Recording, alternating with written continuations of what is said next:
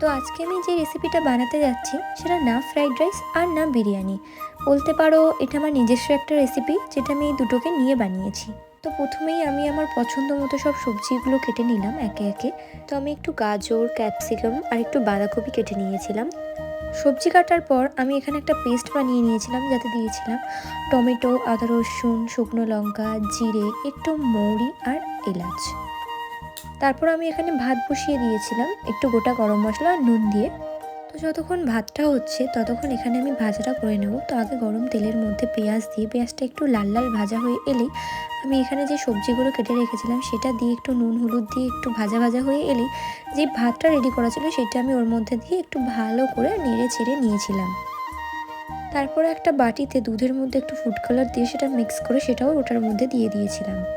এরপর একটু মিঠা আতর আর একটু গরম মশলা দিয়ে দিলেই রেডি হয়ে যাবে আমার রেসিপি। আর এটা কিন্তু ফ্রাইড রাইস আর বিরিয়ানির থেকে কোনো দিক থেকেই কম যায় না।